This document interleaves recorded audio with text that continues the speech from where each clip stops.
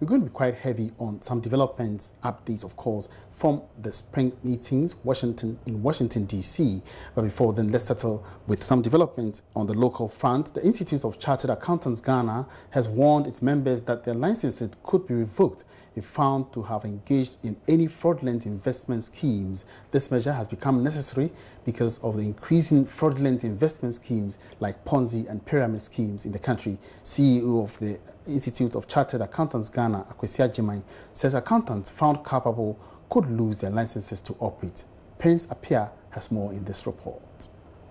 Members of the Institute of Chartered Accountants Ghana, based in Kumasi, met at the Kumasi Technical University to discuss the challenges with Ponzi and pyramid schemes. The trend of these schemes has become a major concern because professional bodies have been accused of failing the investor public. Leadership of Institute of Chartered Accountants Ghana say accountants found to have encouraged or involved in what they describe as fraudulent investments will be sanctioned. CEO Ernest Addison says such persons risk losing his or her license, among other sanctions. As a regulator, we are mandated also to actually check on the activities of our members. Members are bound to go by our ethical standards. Apart from Ponzi scheme, or not only Ponzi scheme, any activity that will bring the institute to disrepute, anything that will hinge on the integrity or ethical standards of any member would be referred to the institute, or the institute will show interest in those activities, and definitely we have processes of dealing with disciplinary issues, and then we go through that and sanction the person. If there was the need to withdraw license or suspend license, we do that.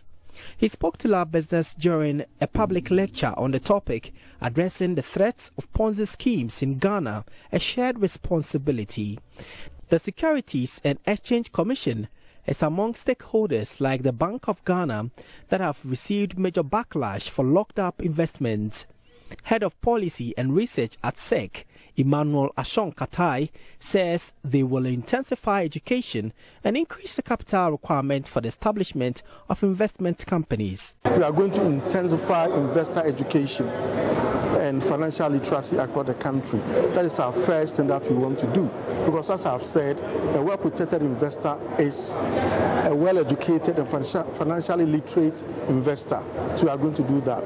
We're also putting in place a lot of frameworks on corporate governance. We are even going to raise the minimum capital. Not just anybody can go into that business. You must have the needed resources to do it.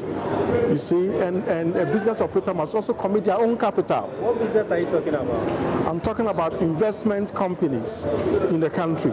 We are going to raise the minimum capital just as the Bank of Ghana has raised the minimum capital of banks, so that not just anybody can just open up an investment shop in this country. The public lecture is of many that will happen across the country, stakeholders in a bid to address the challenge with Ponzi schemes. It is organized by the Institute of Chartered Accountants Ghana. Prince Appiah reporting.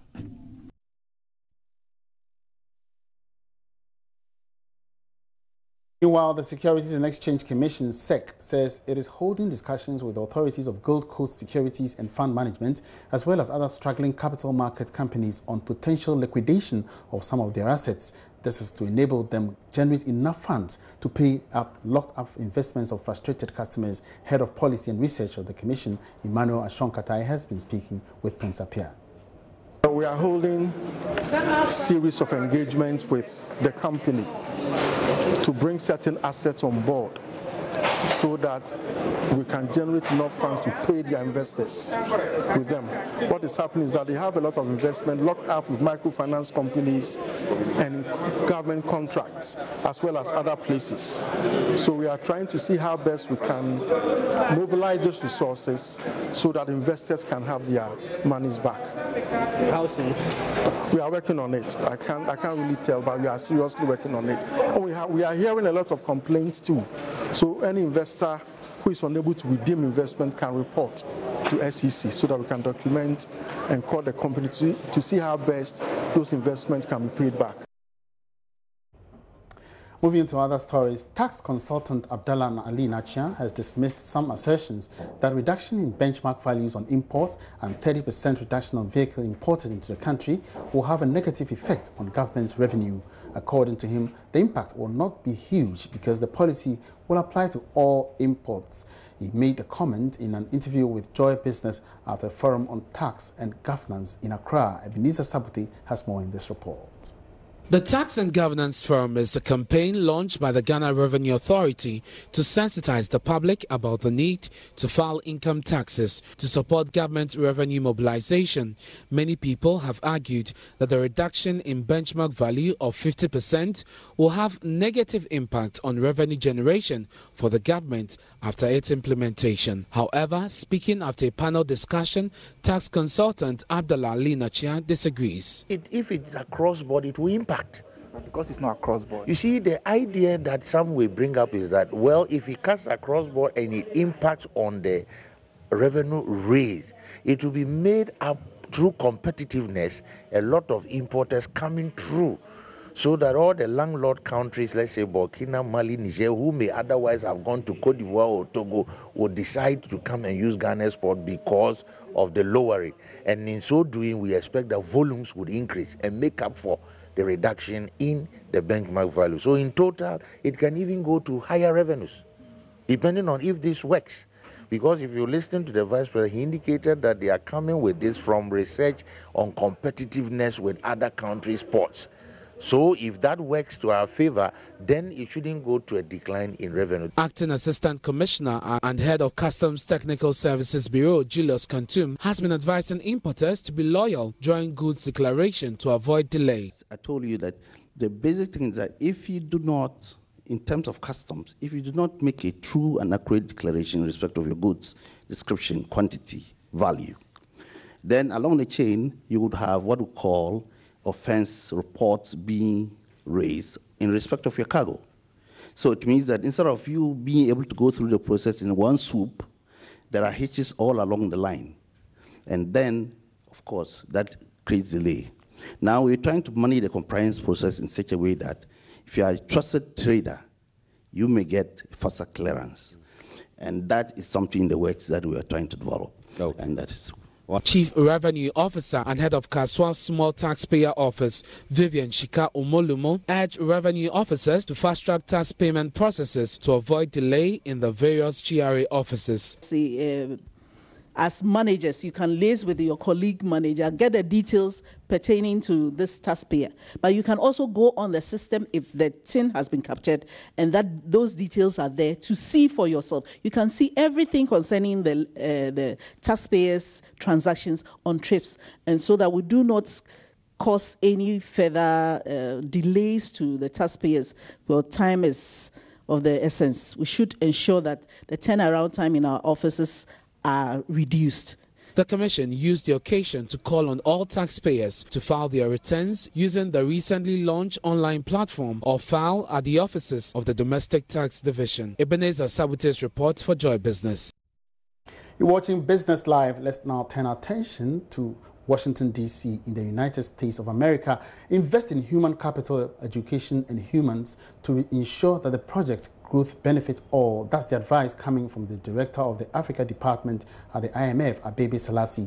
The advice is coming from after the IMF projected the country's 8.8% growth would be the highest in Africa. However, this growth would happen without the required jobs being created. But responding to a question posed by Joy Business's George Wiafe, the Africa Board says there is a way out for Ghana. The jobs agenda is one not unique to Ghana. I think all our countries, all countries in the region, but frankly beyond the region also, have the challenge of needing to create, well-paying jobs for the, people, new job market entrants, and of course people wanting to switch jobs. So this is a broad agenda. What can countries do, and what can Ghana do specifically? I think continuing to make sure that you invest in human capital, I think is very important. Investing in schools, investing in the health of the population, I think really continues to be a very important driver to have people entering the job markets having the necessary skills, the necessary flexibility to be able to do the jobs of the future. making sure that you don't have any distortions coming from the public sector in terms of macroeconomic aggregates. All right, let's get onto Skype now and speak to my colleague George Riafe, who is covering the IMF World Bank Spring Meetings. George, what else has Abebe been saying? Well, Riafe has been talking about the fact that some development that happened in the financial sector. He believed that those reforms were indeed good for us, and it will restore that much talked about confidence in the financial sector. Let's let the tape roll for us to hear more about what Minister Selassie has been talking about, why he thinks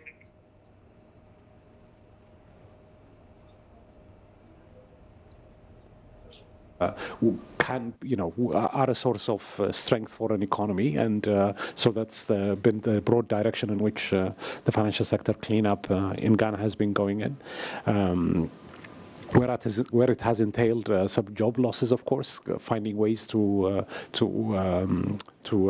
minimize those will be important. But I think that tends to be very bank-specific issues. For the broader economy at large, I think the work that the government has been doing is very encouraging, and it needs to continue going forward.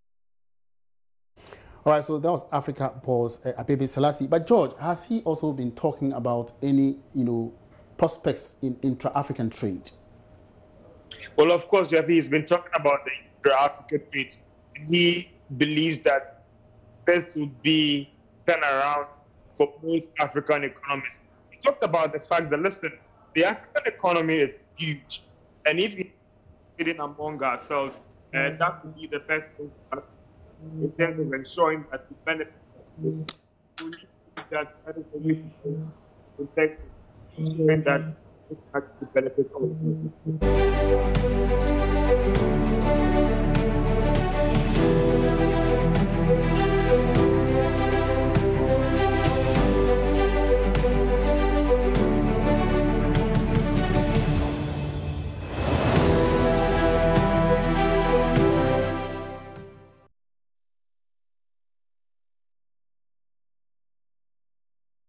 We sincerely apologize for the abrupt end of that interview. We'll certainly do well to get back to George Riafe for some more updates. But before then, the governor of the Bank of Ghana, Dr. Ernest Addison, has maintained the recent sustained depreciation of the cedi is over. The local currency has in recent times been experiencing some strong recovery. This resulted in some businesses doubting if the new trend could be sustained. But speaking to Joy Business in Washington, D.C. on the sidelines of the IMF World Bank Spring meetings, the governor maintained the recovery is indeed sustainable. 2017, where we had seen a strong disinflation in Ghana, we had also seen a very strong, currency performance. That was the year where the cedi only depreciated by under 5%. So yes, we expect that the low inflation under normal circumstances will translate into a more stable exchange rate.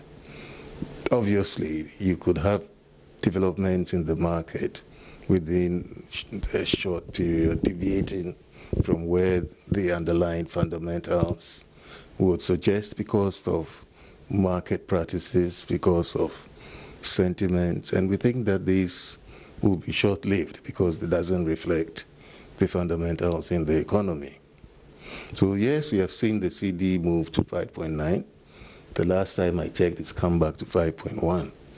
And that tells us that the cedi is behaving appropriately, responding to the underlying fundamentals. Were you surprised by the movement that we all saw, the strong recovery in a week, another blip in a week? Were you surprised yourself, even though the fundamentals were quite strong, that it wasn't impacting strongly on the local currency? It tells you what sentiments can do, right?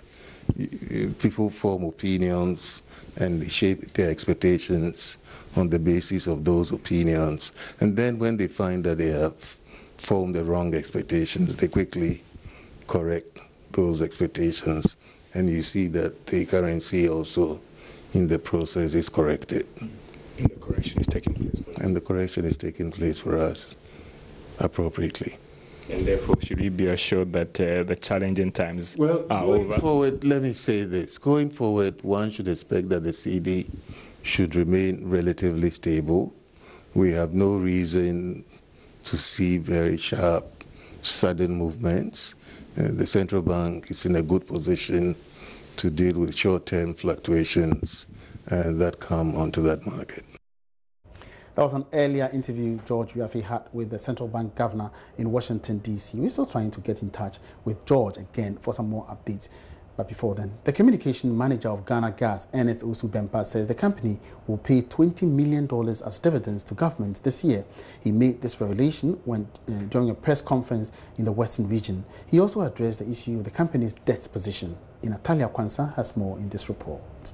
The head of communication of Ghana Gas Company Limited, Ernest Addison, has revealed to Joy Business that despite the legacy debt in the energy sector, Ghana Gas will soon pay dividends to the government of Ghana as a show of how viable the company has become under the leadership of Dr. Ben Asante. The head of communication of Ghana Gas revealed this during a press encounter in Takoradi, saying a lot of savings and prudent spending has been undertaken under Dr. Ben Asante's administration and is now adversely being affected by debts owed it by the Volta River Authority. I'm going to pay dividends to the government of Ghana of about $20 million.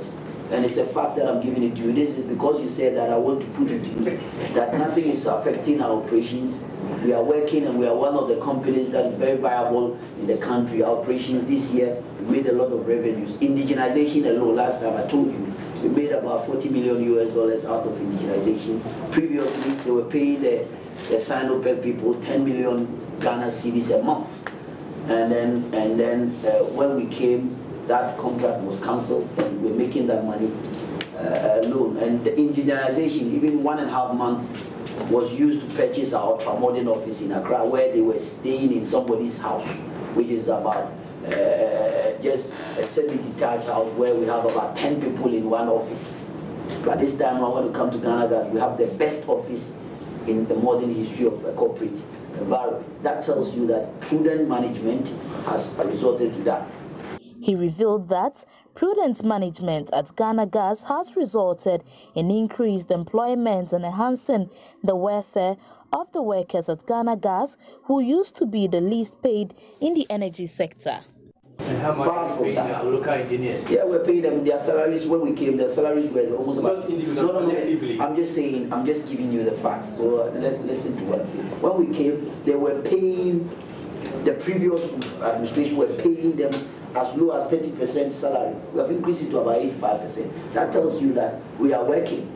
And within the energy sector, they were the least paid